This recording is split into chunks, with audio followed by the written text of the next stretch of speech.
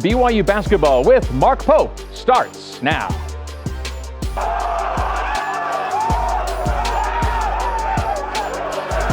This is BYU Basketball with Mark Pope.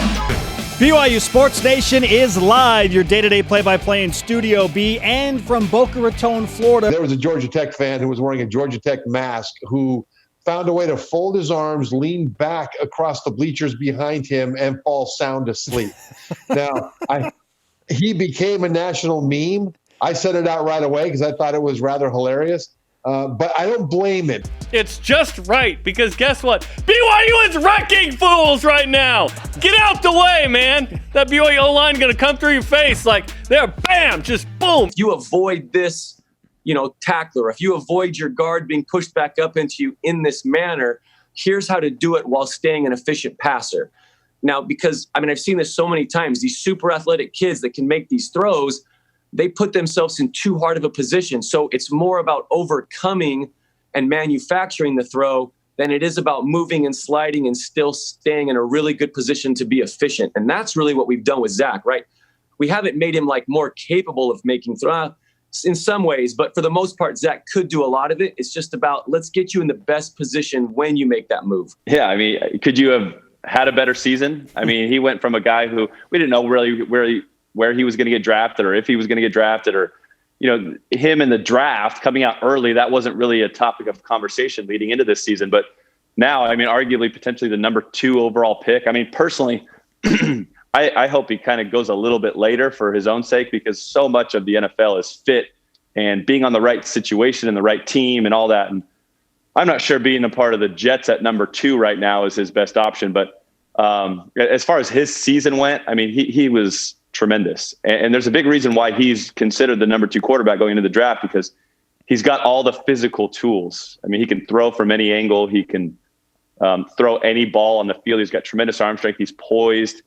The physical components are there. Now, in the NFL, like I mentioned, it's a lot about situation, and it's a lot about your mental fortitude and what you can do there. And so that's what he'll have to prove when he gets to the next level. Can he mentally handle the NFL game?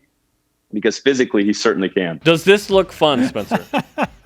Does this look fun? So, couple offensive linemen in, boom, face back into that metal bar, maybe? You know what I was really thinking the first time I saw this video?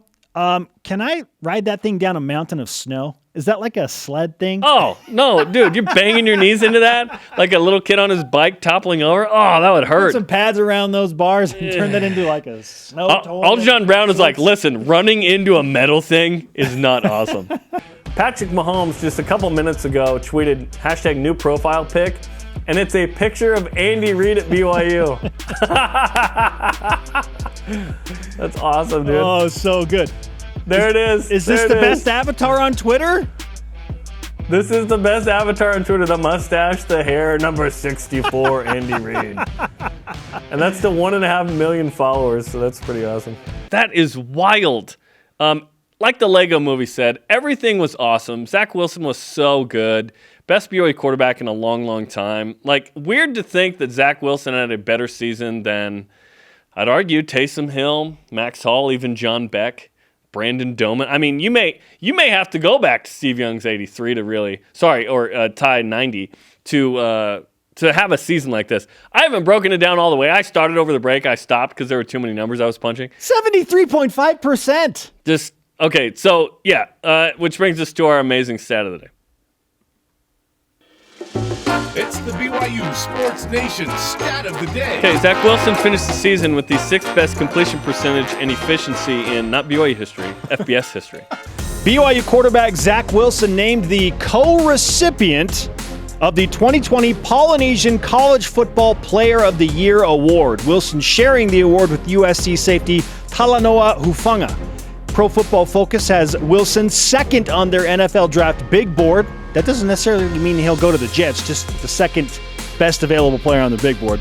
Well, clearly he's been contributing in a meaningful way on the score sheet. You need his 20 points a game. Those are important. But, he has a big scoring night against Boise State. He did what he had to do to kind of get you guys back in the game.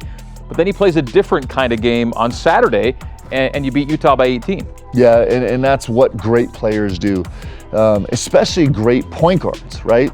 Great point guards, they have to respond to the tenor and the flow of the game.